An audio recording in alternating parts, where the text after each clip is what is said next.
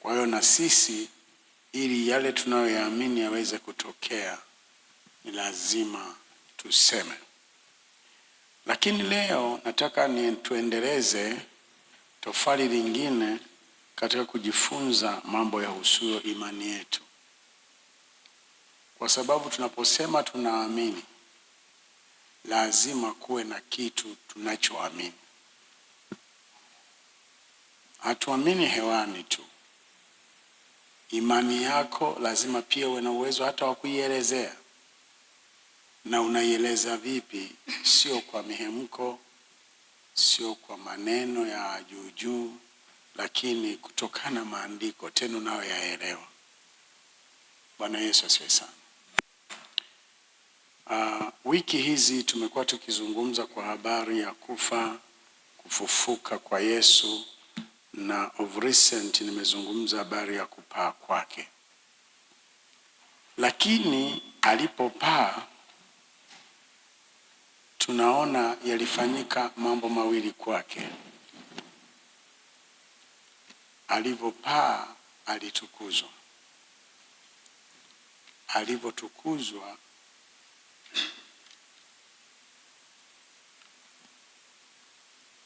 yani alipaa, kuna mambo mawili hapo kwenye kutukuzwa. Kabla ya kutukuzwa aliinuliwa. Kwa Kiingereza tunasema exaltation. Lakini akawa glorified, ili yule mwanadamu awe na utukufu wa kiungu kiuhalisia. He was glorified. Na baada ya kwamba ametukuzwa na kuinuliwa na akapewa utukufu, ndio huko kutukuzwa, aliwekwa mkono wa kuume wa Mungu Baba. Hilo nilizungumza. Sasa lile la kuwekwa mkono wa kuume wa Mungu Baba ni jambo maalum tunalotakiwa kulielewa kwa undani. Kwa Kiingereza tunaita session. Session ni kama vile bunge wanavyokaa, wanasema mkutano wa 13, kikao cha 9. Mkutano wa 12, kikao cha 4. Kwa hiyo Yesu ameketi kama vile bunge lilivyoketi. Ameketi kama baraza la mawaziri linavyoketi. A session. Na kuketi kule kuna vitu viwili vinavyohusika, ambavyo ndivyo nataka nivizungumze, tuunganishe na tunachojua, ili ibada zetu ziwe na nguvu mbele za Mungu. Bwana Yesu asifiwe sana. Nasema ibada zetu ziwe na nguvu kwa sababu tutakuwa tunajua tunachofanya. Kwa mfano, mara nyingi tunashiriki meza ya Bwana, lakini wengi nadhani wanafanya tu juu juu. Hawaelewi hasa ni kitu gani. Sasa somo hili linakupa kuelewa hicho, na sio hivyo tu, na mambo mengineyo mengi yanayohusiana na Yesu aliyeko mbinguni. Sasa anafanya nini kwa ajili ya waumini duniani? Ukishaelewa, unaungana na kazi anazozifanya, automatically maisha yako kwenye huduma yako ya kikuhani yanabadilika, na maisha yako tu kwa kawaida pia na yenyewe yanabadilika. Bwana Yesu asifiwe sana. Na hoja yetu kuu inaanza pale pale kwamba wakati anakufa msalabani tuliunganika pamoja naye, tukafa pamoja naye. Alivyozikwa tuliunganika naye kuzikwa pamoja naye.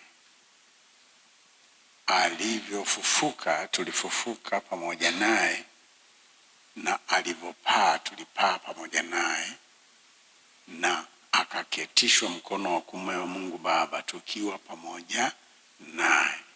Bwana Yesu asifiwe sana. Nataka tuangalie Waefeso sura kwanza. Tutaanza na sura ya pili, alafu tutarudi sura ya kwanza. Sura ya pili, tuanze na ule mstari wa 4. Waefeso sura ya pili mstari wa 4. Waefeso 2 mstari wa 4 anasema,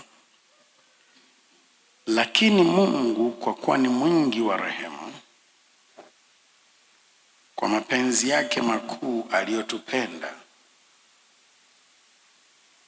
hata wakati ule tulipokuwa wafu kwa sababu ya makosa yetu, alituhuisha pamoja na Kristo. Yaani tukiwa tumekufa na Kristo, akatuhuisha pamoja na Kristo. Yaani tumeokolewa kwa neema. Akatufufua pamoja na Kristo. Yaani mmeokolewa kwa neema. Akatufufua pamoja naye, akatuketisha pamoja naye katika ulimwengu wa roho katika Kristo Yesu. Akatuketisha pamoja naye. Waefeso sura ya kwanza, tusome kuanzia mstari wa 19.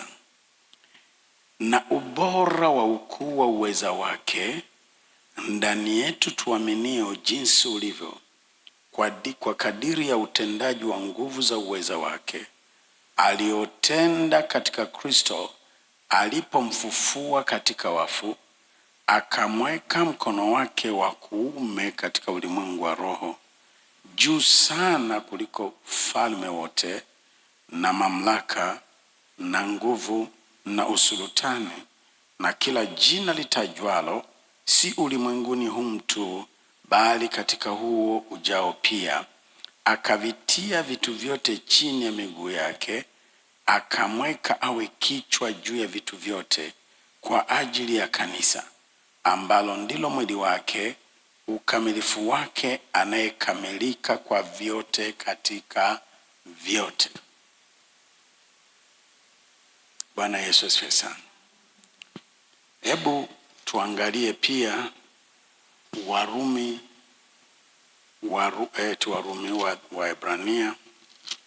Waebrania sura ya 10.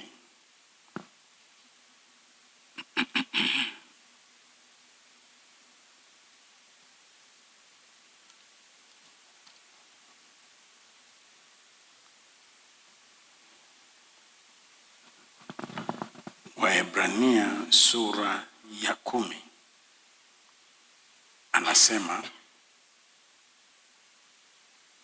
kabla ya kusoma sura ya 10, tusome kwanza sura ya 9.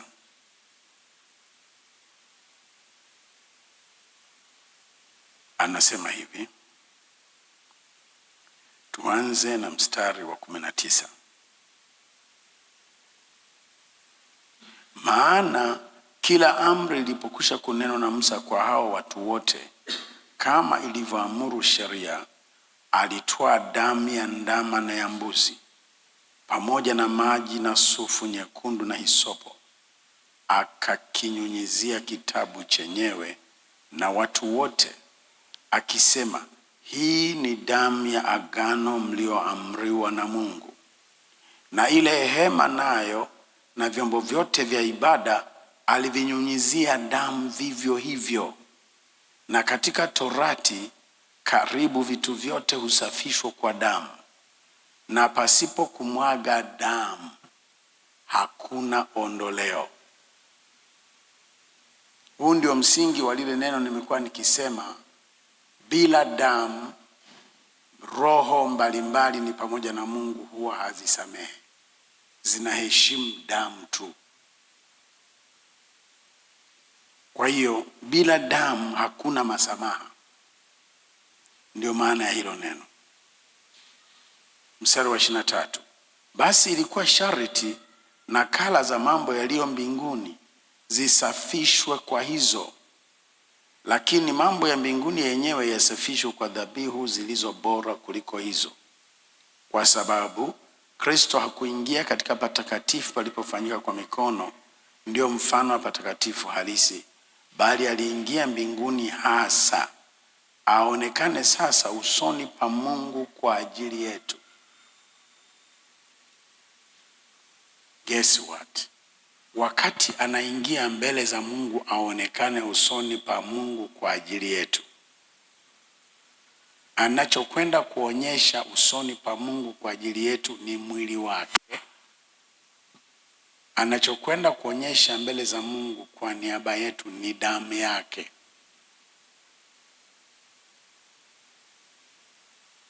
Bwana Yesu asifiwe sana. Ni muhimu kujua baada ya Yesu kufufuka hategemei tena damu yake kuishi.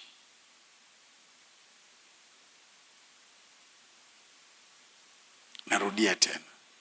Baada ya Yesu kufufuka hategemei tena damu yake kuishi. Ile damu ipo kwenye bakuli mbele za Mungu.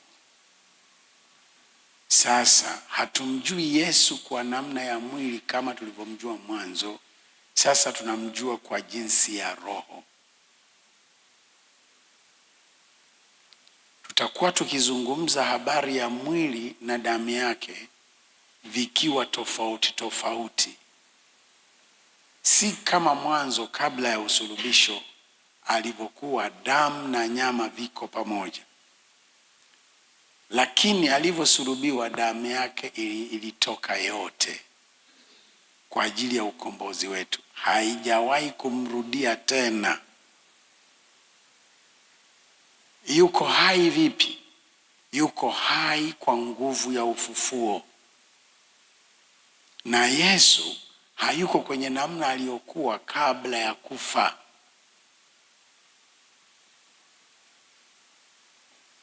Kwenye Wakorinto wa pili sura ya 5 mstari wa 15 na wa 16 niliwaonyesha vile maandiko yanavyosema hatumjui tena Yesu kwa jinsi ya mwili.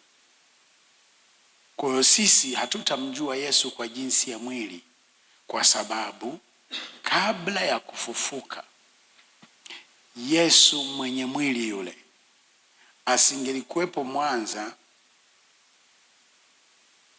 na wakati huo huo akawepo Dodoma. Ilibidi asafiri.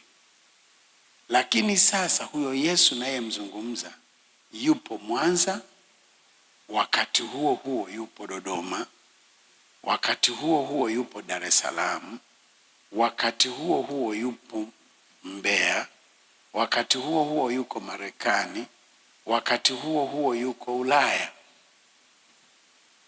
Ndio huyo Yesu baada ya kufufuka. Ikiwa ina maana ule mwili wa Yesu kuna kitu umeingiziwa, unaanza kuwa na attributes za uungu. Ule mwili wa Yesu sio kama alivyokuwa kabla ya kufufuka. Ni matokeo ya kile tulichosema alipofufuka alipaa, na alivyopaa alitukuzwa, akapewa utukufu, na baada ya hayo yote kukamilika akawekwa mkono wa kuume wa Mungu Baba. Hapo ameketi. Kama wabunge walivyoketi, hawajaketi bure, na ndio maana wanalipwa. Kwa sababu kile kikao wanachokaa ni kikao cha maamuzi. Na Yesu kikao alichokaa mkono wa kuume wa Mungu Baba ni kikao cha kazi. Katika ulimwengu wa roho kuna jambo analotimiliza. Bwana Yesu asifiwe sana. Bwana Yesu asifiwe. Liko jambo analolitimiliza akiwa mkono wa kuume wa Mungu Baba.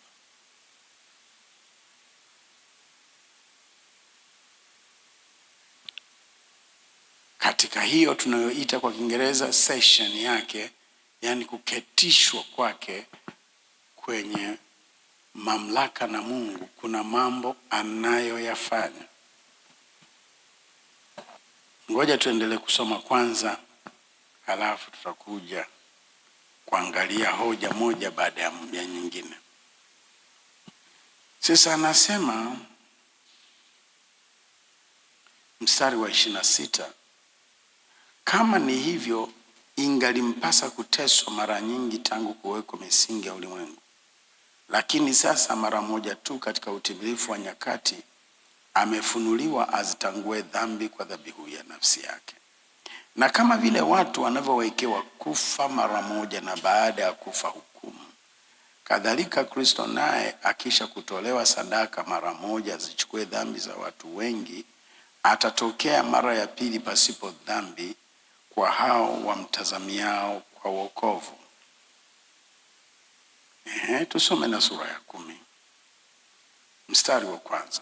Basi torati, kwa kuwa ni kivuli cha mema yatakayokuwa, wala si sura yenyewe ya mambo hayo, kwa dhabihu zile zile wanazozitoa kila mwaka daima, haiwezi wakati wowote kuwakamilisha wakaribiao. Kama ndivyo, je, dhabihu hazingekoma kutolewa?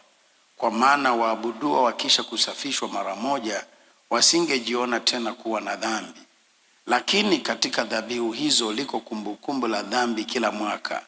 Maana haiwezekani damu ya mafahali na mbuzi kuondoa dhambi. Kwa hiyo ajapo ulimwenguni, huyu ni Yesu, roho ya Yesu katika maneno ya mtunga zaburi. Anasema, dhabihu na matoleo hukutaka, lakini mwili uliniwekea tayari. Sadaka za kuteketezwa na sadaka za dhambi hukupendezwa nazo. Ndipo niliposema, tazama nimekuja, katika gombo la chuo nimeandikiwa, niyafanye mapenzi yako Mungu. Mapenzi aliyoyafanya Yesu Kristo ni yapi? Ni yeye kuwa na mwili.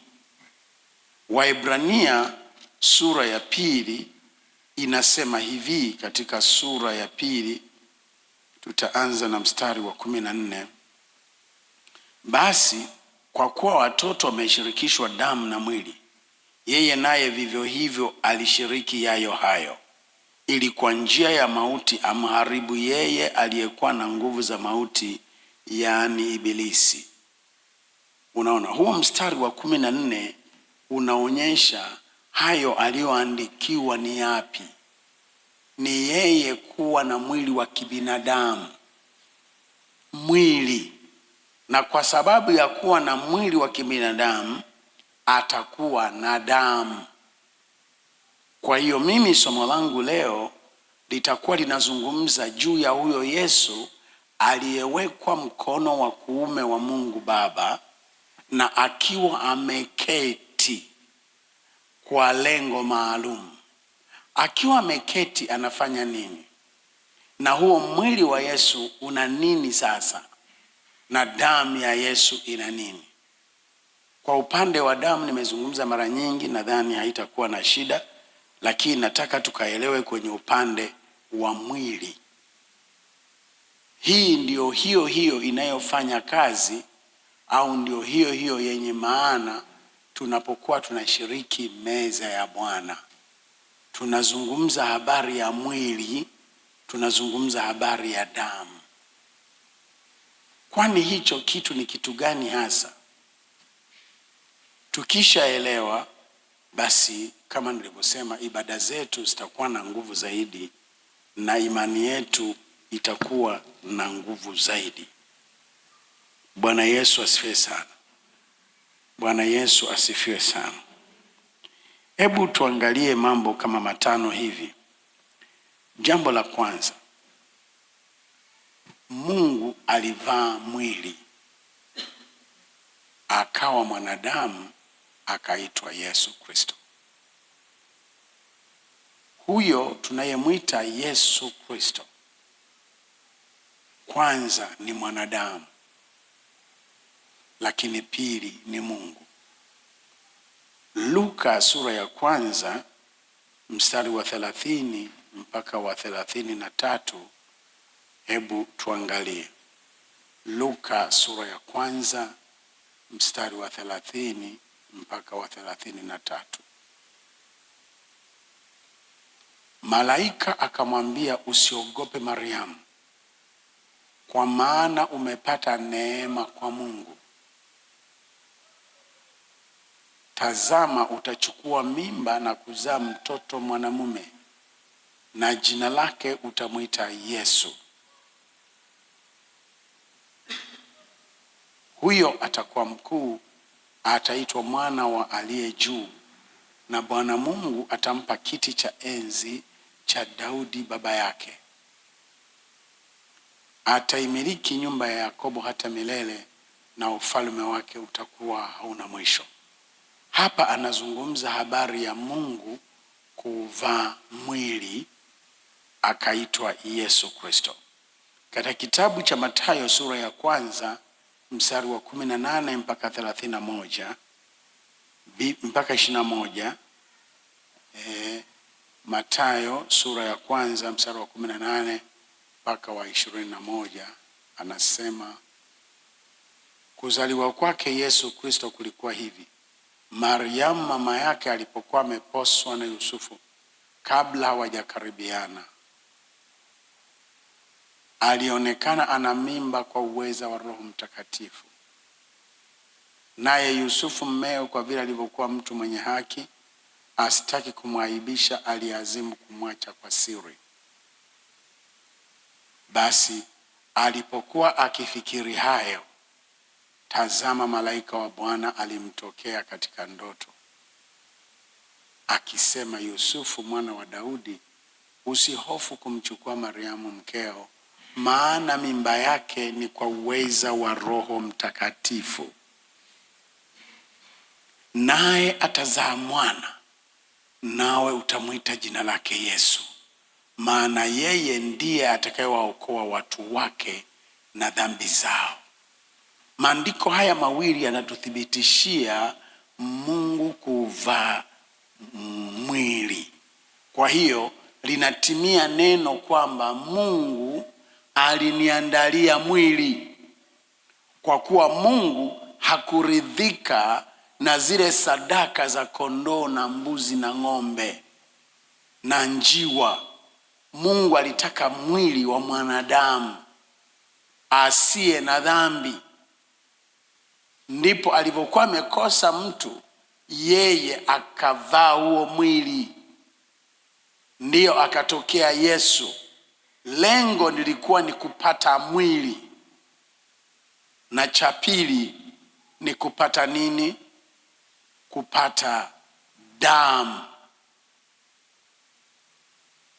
Sasa wana wa Mungu, huo mwili wa Yesu Kristo, tunajua kilichotokea. Alisulubiwa, na alivyosulubiwa damu ilimtoka akafa, lakini tunajua alifufuka.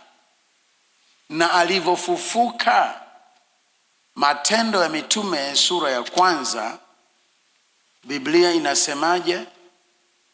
Mstari wa 9. Matendo ya Mitume sura ya 1 mstari wa 9.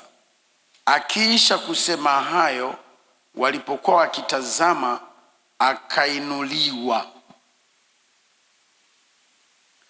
Akainuliwa, yaani kama hivi mnavyoniangalia, bila kubadilika na kuwa roho.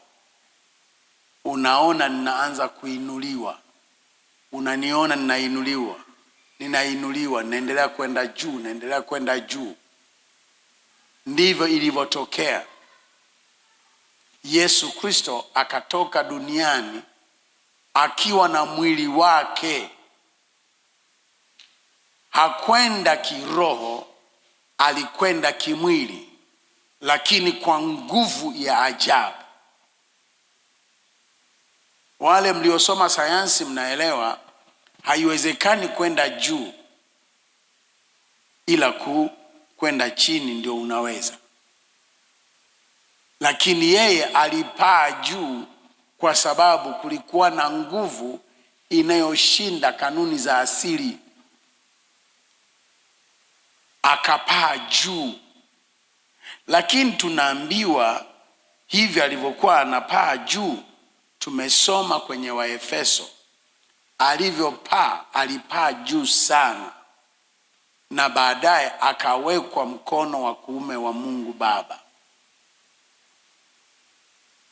Alivyowekwa mkono wa kuume wa Mungu Baba, yuko na kazi. Bwana Yesu asifiwe sana. Nataka tu uone ya kwamba huko katika kupaa kwake sasa hivi kuna mambo mawili mbele za Mungu. Yote haya mambo mawili ni ushahidi wa ukombozi wetu. Hebu sema, kwanza mbinguni kuna mwili wa Yesu. Halafu pili kuna damu yake. Kwanza mwili, pili damu. Vitu hivi viwili ni uthibitisho wa ukombozi wetu. Yesu ni mkombozi wetu, na mbele za Mungu kuna vitu kabisa viwili. Na huo mwili sasa ulioko juu mbinguni, kwanza kabisa ni uhakika ya kwamba sisi tunaomwamini Yesu tutapaa na sisi tutaingia mbinguni. Unajua kwamba Yesu alipaa namna ile, basi na sisi ndivyo itakavyokuwa. Wanazuoni wanatofautisha kwenda kwa Yesu mbinguni na alivyoenda Enoka. Wanatofautisha vile ambavyo Elia naye alienda juu. Wale walihamishwa. Kwa Kiingereza tunasema they were translated. Wale walihamishwa. Kwa hiyo mchakato ulikuwa tofauti, lakini Yesu alipaa. Ni tofauti. Namna ile ya kupaa aliyopaa nayo ni muujiza unaotuthibitishia sisi uhakika wa kuingia mbinguni siku itakapokamilika na ukombozi wetu utakapokuwa unakamilika. Hebu sema amina. Lakini kitu kingine ni kidhibiti cha kwamba tumekombolewa. Tunasoma katika maandiko kwamba Yesu anatuombea. Mbele za Mungu Yesu anatuombea. Anatuombea namna gani? Anatuombea akitumia damu yake. Damu. Ndio maana kama tunaamini mambo haya nayo yazungumza, hatuhitaji damu ya mbuzi na ng'ombe. Sasa hivi katokea Mkristo mmoja ambaye alikuwa Muislamu, na ninapomsikiliza hajaacha kuwa Muislamu. Anawafundisha Wakristo kurudi kwenye kuchinja ng'ombe na mbuzi kwa matambiko, ili wapate pesa, ili wapate ulinzi, ili wapate nguvu ya Mungu na vitu kama hivyo. Lakini unapomsikiliza, doktrini yake bado ni doktrini ya Kiislamu. Lakini sisi tunazungumza habari ya Yesu ambaye tayari ametununulia ukombozi. Alivyomaliza kuununua ukombozi, ule ukombozi ulikuwa unamhusu na yeye katika hali ya wanadamu. Kwa kuwa umekamilika, basi amepaa juu mbinguni. Ujue tunasema yeye pia ni Mungu. Kwa hiyo ni Mungu Yesu Kristo akiwa amechukua hivi vitu viwili, damu aliyoipata wakati anafanyika mwanadamu na mwili aliyoupata wakati anafanyika mwanadamu, ameenda navyo katika uwepo wa Mungu viwe uthibitisho wa milele, malaika waone na Mungu Baba viwepo mbele yake, uthibitisho wa ukombozi wa mwanadamu. Katika mazingira yale huhitaji mnyama achinjwe ili wewe sijui upokee kitu gani. Huhitaji maji yabadilishwe yawe damu.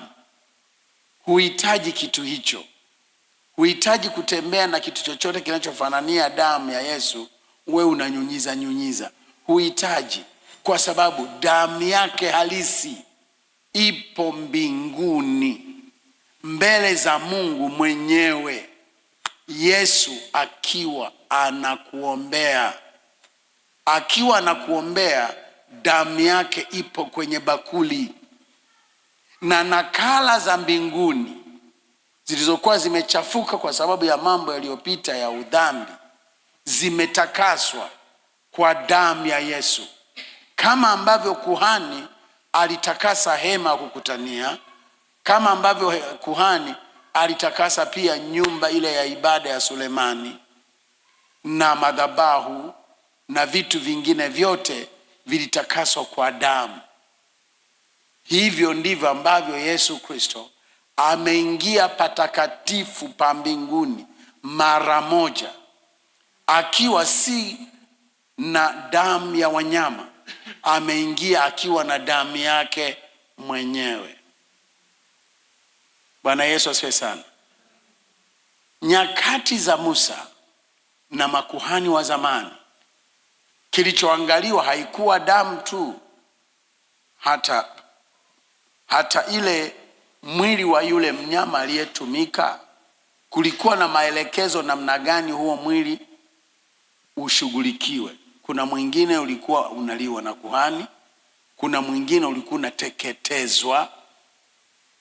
Kila aina ya sadaka ilikuwa na namna ya maelekezo. Kwa hiyo kumbe sio damu tu inayohusika kwenye mambo ya ukombozi, na mwili pia. Tukiangalia katika neno la Mungu Yohana 20, hebu tuangalie Yohana 20 mstari wa 24. Yohana 20 mstari wa 24. Walakini mmoja wa wale thenashara, Tomaso aitwaye Pacha, hakuwako pamoja nao alipokuja Yesu. Basi wanafunzi wengine wakamwambia, tumemwona Bwana. Akawaambia, mimi nisipoziona mikononi mwake kovu za misumari, na kutia kidole changu mahali pa misumari, na kutia mkono wangu katika ubavu wake, mimi sisadiki hata kidogo.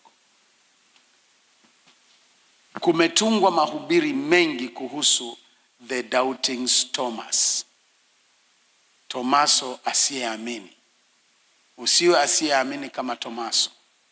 Lakini nataka nikuambie, Tomaso si mtu kwamba hakuwa anaamini, lakini huyu ni mfano wa kutusaidia sisi kuweka imani kwa Yesu wa kweli, kwa sababu wenye jina Yesu walikuwa wengi, na hata sasa wapo, na pia wako Kristo wa uongo. Sisi tunayemwamini na anayetuokoa ni Kristo, naye amesulubiwa. Bwana Yesu asifiwe sana. Kristo naye amesulubiwa.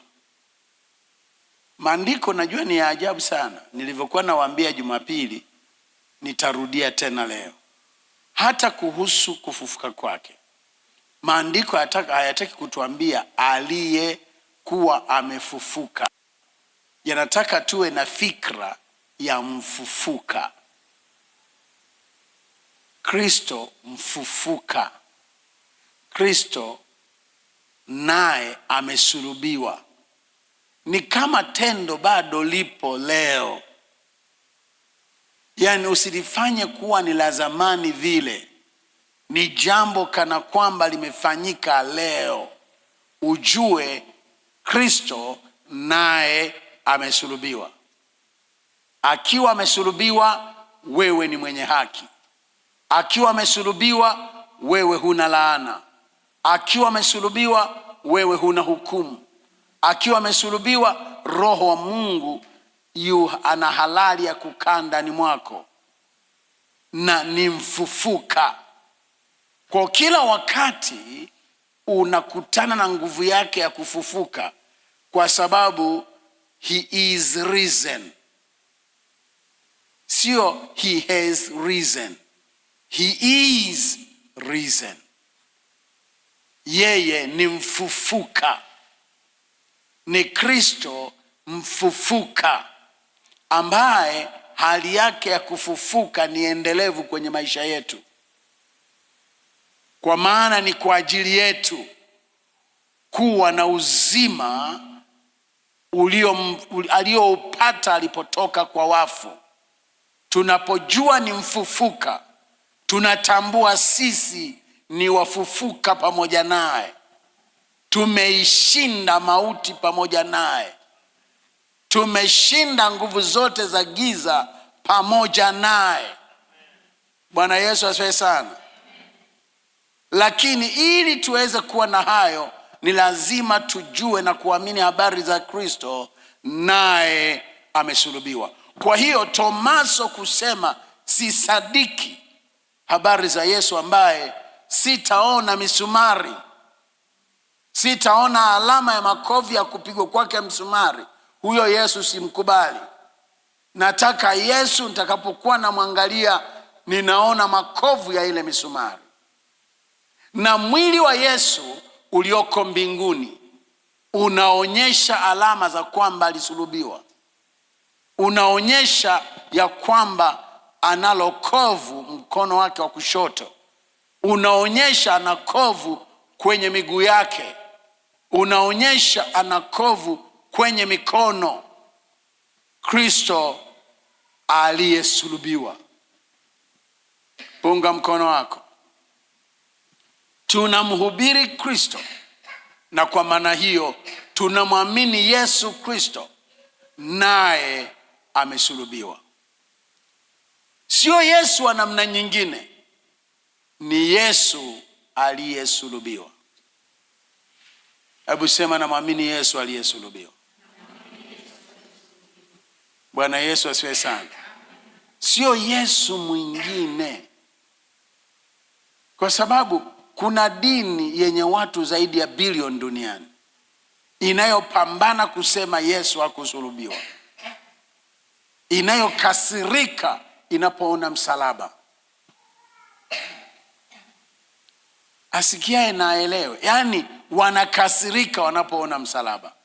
Wanakasirika unaposema unamwamini Yesu aliyesulubiwa. Tena unasema akafufuka. Ile ukisema habari za Yesu, safi sana, alikuwa mtu mzuri sana. Lakini aliyesulubiwa, hapana. Kwa sababu aliyesulubiwa ndiye Mwokozi. Aliyesulubiwa ndiye Mwokozi wa ulimwengu. Na huyo ndiye aliyemshinda shetani. Na dini kama hiyo imeanzishwa na shetani, lazima ipambane na nani? Na Yesu. Ndio roho ya mpinga Kristo. Biblia iko wazi kabisa. Bwana Yesu asifiwe sana. Kwa hiyo huyu Tomaso alitaka kujua atakapomwona aone hizo alama. Hata waandishi wa nyimbo zile za tenzi za rohoni, kuna mahali anasema nitamjua kwa alama za misumari. Walipoimba wimbo leo nakuwa nafikiri ni walikuwa na nukuu maneno ya Tomaso. Bwana Yesu asifiwe sana. Kwa hiyo Tomaso hakuwa anazungumza maneno hayo katika hali ya kutokuamini. Alikuwa anataka uthibitisho. Tusije tukaamini a phantom. Tusije tukaamini uongo. Tuamini ukweli. Yesu wetu sio mwingine ila aliyesulubiwa. Na mbinguni utakapomwona mwili wake, utamtambua kwa alama za misumari. Bwana Yesu asifiwe sana. Lakini mwili wa Yesu mbinguni ni uthibitisho wa kwamba hata sisi tutafufuka na kumlaki Yesu mawinguni na kukaa na Mungu milele. Ni uthibitisho. Mwili wake uko mbinguni. Amefufuka na ameketi. Kwa hiyo ni uthibitisho. Hebu angalia Wafilipi sura ya 3 mstari wa 21. Wafilipi 3 mstari wa 21. Wafilipi 3 mstari wa 21. Atakaye ubadili mwili wetu wa unyonge upate kufanana mwili wake wa utukufu, kwa uweza ule ambao kwa huo aweza hata kuvitiisha vitu vyote viwe chini yake. Nimekwambia Yesu tunayemjua akiwa mwanadamu, alivyokufa akafufuka, alivikwa mwili wa namna nyingine. Ule mwili ulipewa utukufu, kwa sababu na utukufu uko tofauti na ule wa kwanza. Wakati ule alihitaji lazima ale, sasa hivi hahitaji kwamba lazima ale. Wakati ule alihitaji asafiri, lakini wakati huu hana ulazima wa kusafiri. Yesu Kristo ana mwili huo wa utukufu. Atatubadili na sisi tufanane na mwili wake.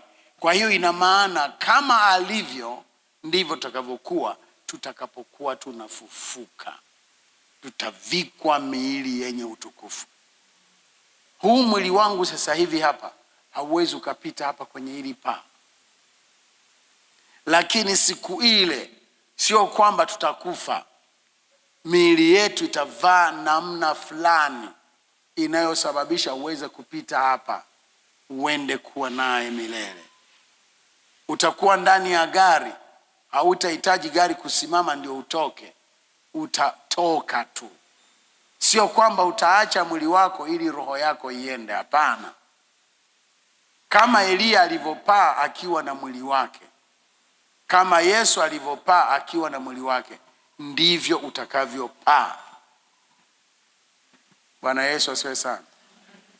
Bwana Yesu asifiwe sana. Hivyo ndivyo itakavyotokea. Unapaswa kufahamu. Lakini jambo lingine ni muhimu kuelewa. Huu mwili ulioko mbinguni ni mwili uliotokea duniani. Hebu sema, ni mwili uliotokea duniani. Na umeshinda sheria zote za asili, kwa sababu hakupelekwa na ndege, hakupelekwa na jeti. Alipaa akiwa ameshinda nguvu ya uvutano, akiwa ameshinda vyovyote vile vilivyoko hapa angani. Ni kwa namna hiyo inathibitisha kwa kuwa yeye. Tuangalie Waefeso sura ya 1.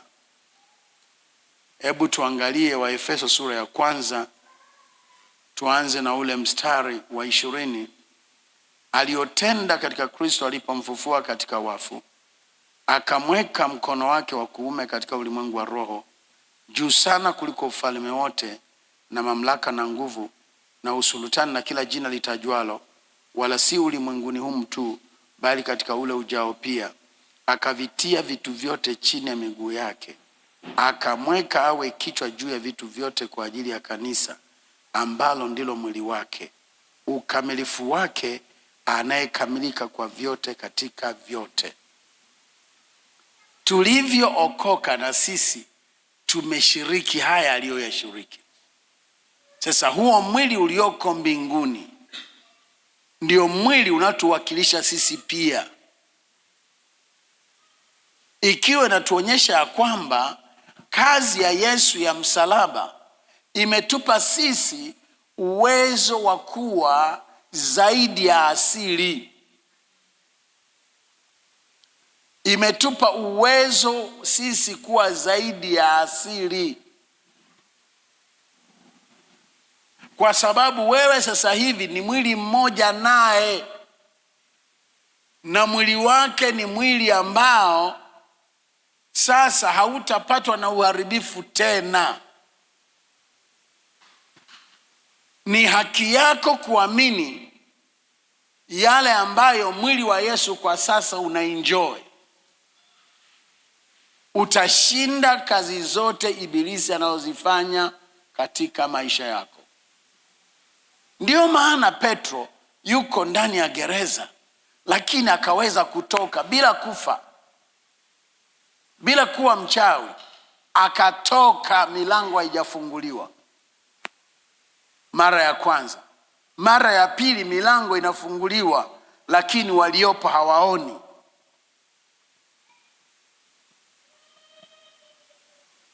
Namna hiyo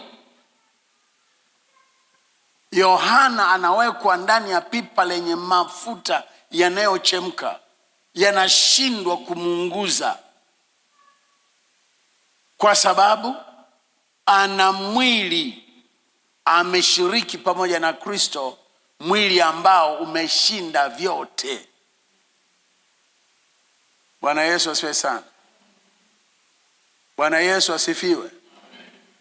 Sasa tunavyoshiriki meza ya Bwana, tumeambiwa huu ndio mwili wangu, twaeni mle, ulitolewa kwa ajili yenu.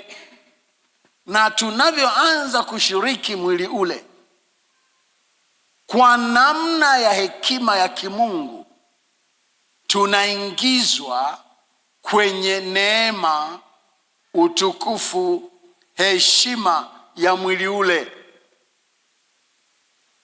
Tunakuwa mwili mmoja na huo mwili ulioshinda mauti, ulioshinda magonjwa, mwili wa Yesu Kristo, ambao huo mwili anasema hapa ni ukamilifu wake, anayekamilika kwa vyote katika vyote.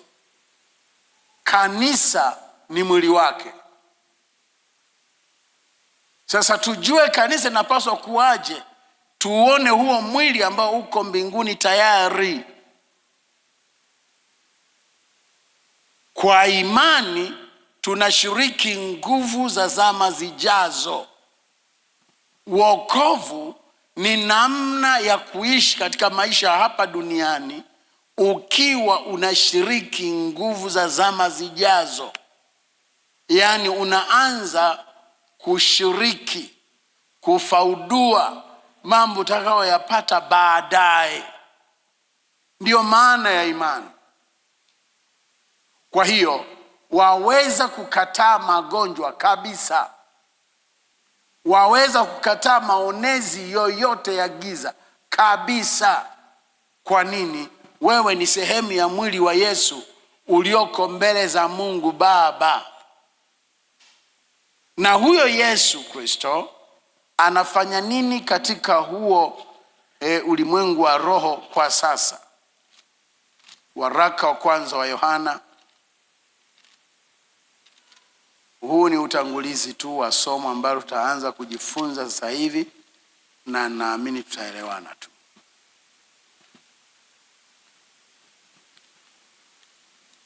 Waraka wa kwanza wa Yohana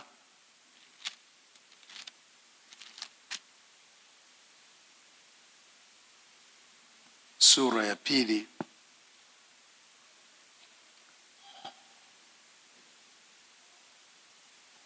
tutaanza na mstari wa kwanza. Watoto wangu wadogo nawaandikia haya ili kwamba msitende dhambi. Na kama mtu akitenda dhambi, tunaye mwombezi kwa Baba, Yesu Kristo mwenye haki. Naye ndiye kipatanisho kwa dhambi zetu, wala si kwa dhambi zetu tu, bali na kwa dhambi za ulimwengu wote. Mwombezi. Yesu Kristo ni mwombezi wetu mbele za Mungu. Hili neno kwenye Biblia ya Kiingereza ni advocate. Advocate ni wakili, ni mtu anayetoa ushahidi wa kisheria, anayetoa sheria zinavyosema jinsi ambavyo wewe hustahili hiyo hukumu anayotaka kukuwekea. Yesu mwenyewe ambaye pia ndiye mhukumu, wakati huo huo anakuwa ndiye wakili wetu. Ni sawa tu na mwenye mahindi kaamua kumweka hakimu awe nyani, wakati aliyekula mahindi ni ngedere. Kwa hiyo tu kesi tu atashindwa tu mwenye mahindi. Kwa hiyo ndivyo ilivyo kwamba mhukumu mwenyewe ni Yesu, na Yesu mwenyewe ndiye aliyechukua hukumu yetu, na yeye ndiye amewekwa awe mhukumu wa wahai na wafu. Sasa hivi unaelewa hukumu itakuwaje? Itakuwa oni wa favor. Unatangazwa huna hatia kwa sababu ya Yesu. Yeye ni mwombezi, na ndicho anachofanya hata sasa. Kinachotakiwa wewe uungame kama anavyoungama yeye. Yeye ni kuhani wetu mkuu, akiungama mbele za Mungu. Kwa hiyo wewe usiseme sikutenda, sema nilitenda. Unajua moyo wako kwamba kuna jambo umetenda, usiseme hujatenda, unasema nimetenda, kabla hujafika kwenye kesi yenyewe, ili mwombezi akuombe. Kwa ndio maana tuna uhakika wa kusamehewa dhambi zetu zote zilizotanguliwa kufanywa. Tumetangazwa si wenye dhambi tena na Mungu mwenyewe kupitia kazi aliyofanya Yesu msalabani. Na Yesu Kristo yuko na kidhibiti mbinguni. Kwa wakati shetani, mapepo ya ukoo na vitu vinavyofanana hivyo vinavyokuja kutoa hukumu, kuleta mambo kwamba huyu anastahili asiwe anazaa kwa sababu ukoo wao walitoa agano na sisi na walifanya hivi na hivi, hawa ni mali yetu, lazima asizae. Damu ya Yesu ambaye ndiye mwombezi wetu inaonyeshwa. Nilikufa msalabani na damu ni hii kwa ajili ya huyu. Hatia aliyostahili niliibeba mimi. Ni kweli babu yake alifanya hiki, na kwa sababu hiyo ilikuwa inapasa wajukuu wake wapate haya. Lakini Baba, damu yangu hii.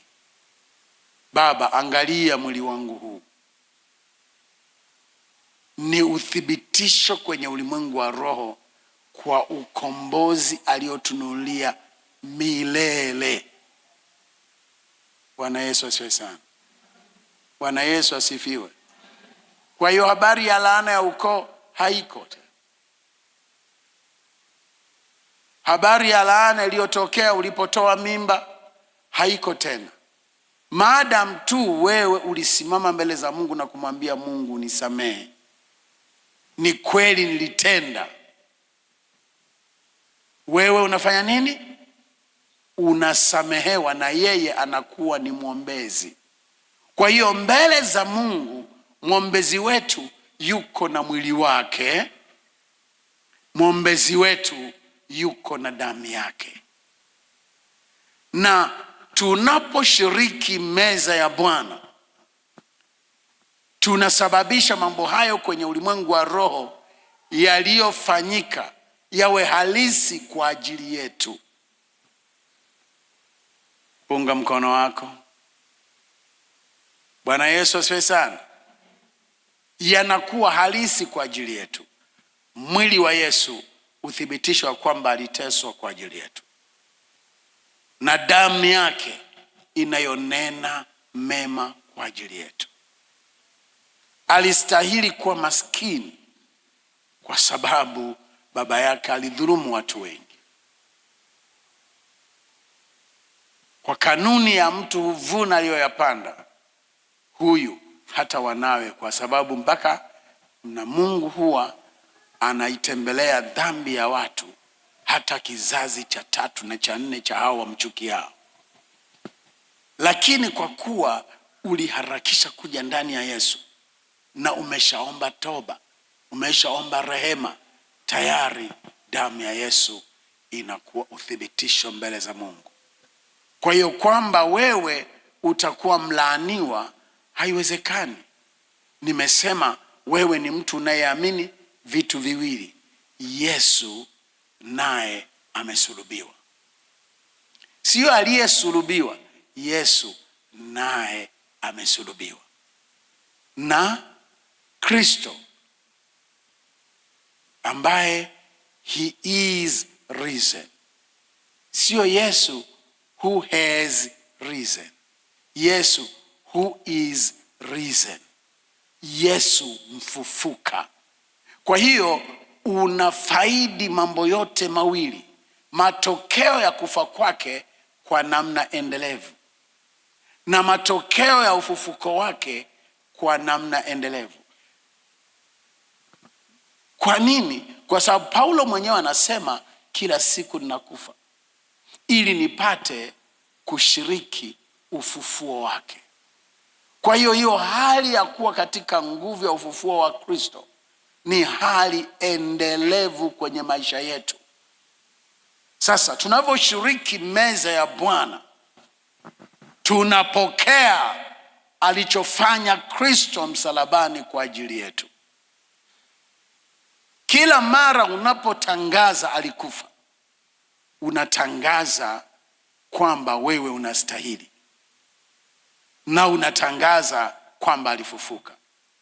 Kwa maana hiyo, hayo mambo hayawi tena ya historia ya kusoma kwenye Biblia, inakuwa halisia kwenye maisha yako. Nilikwambia hivi, Yesu hakufa kwa ajili yako, ila wewe ulikufa pamoja naye. Hicho ndicho maandiko yanachosema. Ndio maana hakuna hukumu ya adhabu kwa walio katika Kristo Yesu. Alivyokuwa anazikwa, ulizikwa pamoja naye. Alivyokuwa anafufuka, ulifufuka pamoja naye. Sasa kinachokusaidia jambo hili liwe halisi sana na sana kila mara ni unavyoshiriki meza. Unavyoshiriki ushirika mtakatifu, unalifanya jambo hili liwe halisi ndani ya maisha yako. Labda niazime maneno ya Wakatoliki. Unalitakafutiza hili jambo katika maisha yako, linakuwa halisia, unalitakafutiza. Bwana Yesu asifiwe sana. Bwana Yesu asifiwe sana. Unalifanya liwe halisi, wewe uingie ndani ya lile jambo. Kwa hiyo wakati shetani anatafuta mauti juu yako, anashangaa mauti ulishaipitia na ulishavuka, uko ng'ambo ya pili kwa ufufuko wa Kristo. Shetani anapotafuta kufuatilia laana inayokuhusu, anashangaa ulishashiriki kwa mauti ya Kristo, wewe uko ng'ambo ya hiyo laana, uko upande wa baraka, uko upande wa nguvu, uko upande wa ushindi. Kwa hiyo wewe umeshindikana, wewe huwezekani. Hakuna tena anachoweza kufanya ibilisi juu yako. Sasa endelea kila siku kulifanya jambo hili liwe halisi katika maisha yako. Nilikufa pamoja naye, nikazikwa pamoja naye, nikafufuka pamoja naye. Maisha yangu ni mengine, ni mapya, na sasa nimeketishwa pamoja naye katika ulimwengu wa roho. Mimi sasa ni kuhani pamoja naye, na maisha yangu ni tofauti. Bwana Yesu asifiwe sana. Bwana Yesu asifiwe. Amen. Wana wa Mungu, huu ni utangulizi tu wa hili somo. Tutakuja kuangalia kwa upana huku Yesu Kristo kuwekwa mkono wa kuume wa Mungu Baba, akiwa na ushahidi wa mwili wake na damu yake, ina maana gani katika maisha yetu sisi tulioko hai wakati huu. Hilo ndilo somo litakalofuata. Bwana Yesu asifiwe sana. Unaweza ukasimama sasa.